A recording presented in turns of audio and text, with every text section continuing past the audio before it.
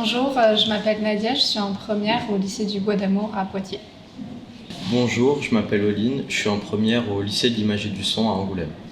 Moi, Salomé, je suis en première au lycée Ernest Perrochon à Parthenay et nous faisons partie du comité de sélection de Livre en Livre.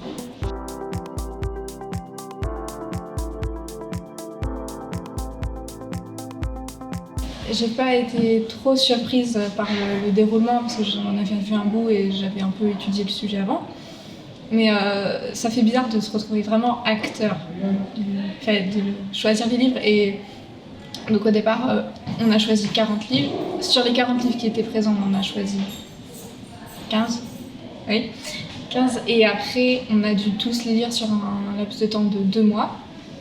Et après, on en a choisi 5 en visio à cause du confinement. Et on a vraiment beaucoup parlé et parfois on n'était pas toujours d'accord, mais ça s'est finalement bien déroulé. Ouais, c'est vrai que moi je connaissais pas trop, j'avais jamais participé à des prix littéraires, ni en tant que lecteur, ni dans le comité. Donc je m'attendais pas à grand chose, mais c'est vrai que ça c'était bien, on a vraiment beaucoup parlé, discuté des livres. Puis on a dû débattre avec des adultes, c'est ça qui était marrant. Ouais, moi j'ai participé en tant que lectrice, mais pas pour choisir les livres. Donc je savais pas vraiment comment ça allait se passer. Et au final, c'est très bien passé. Bon, on a eu beaucoup de livres à lire, pas beaucoup de temps, mais c'était bien. Et oui, après on a eu pas mal de débats. Et je suis contente parce qu'on a quand même pu parler, malgré le fait qu'il y ait beaucoup d'adultes autour de nous. Ouais, on a réussi à faire entendre une fois et à avoir des livres qu'on a bien aimés, quoi. Oui, on a même réussi à faire passer un livre qu'on voulait vraiment, même si les adultes n'étaient pas vraiment d'accord.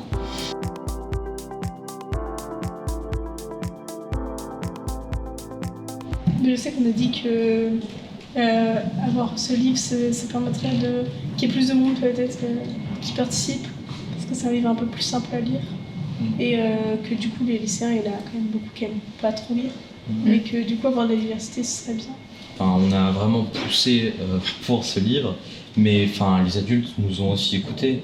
Ils avaient conscience que c'était un peu lycéen et ils ont vraiment pris en compte notre avis et on est arrivé à un compromis à la fin. Après, quand on a un coup de cœur, il faut réussir à le défendre. Donc il faut essayer de trouver des arguments. Par exemple, l'histoire, les différents points de vue ou le rythme du livre, s'il y a des retours en arrière ou tout ça. Et même là, le style d'écriture peut être important. Et même quand on lit, par exemple, nous, on lit quand même beaucoup, il faut essayer de penser à ceux qui lisent pas trop et qui pourront éventuellement participer au prix. Donc c'est assez compliqué.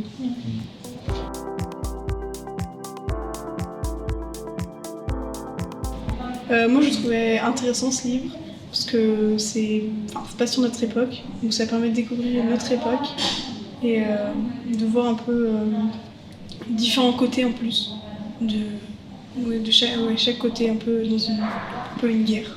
Je trouve ça intéressant parce que c'est un roman, c'est romancé et en même temps ça soulève des questions sur notre histoire. Et donc je pense que c'est bien de le lire, surtout pour des lycéens, parce que c'est pas forcément quelque chose qu'on connaît.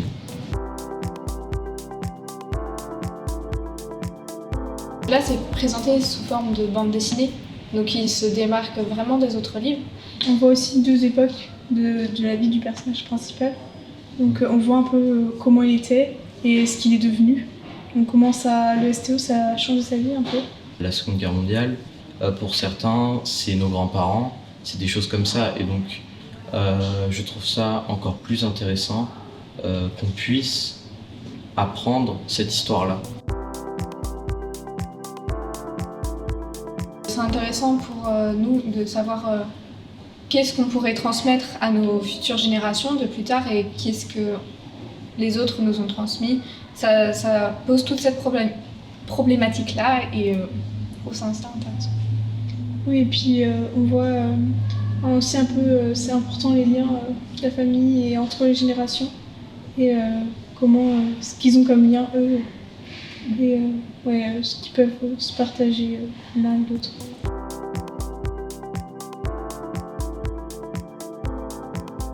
Le personnage principal, Electra, elle est donc bibliothécaire.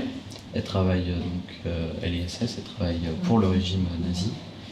Et en dehors de ça, donc, elle est homosexuelle, ce qui montre que pas tout le monde accepte les idées du régime et qu'il y a énormément de personnes qui se sont retrouvées embarquées dans un régime nazi, et même en dehors des réseaux de résistance, il n'y avait pas une acceptation totale des dogmes nazis.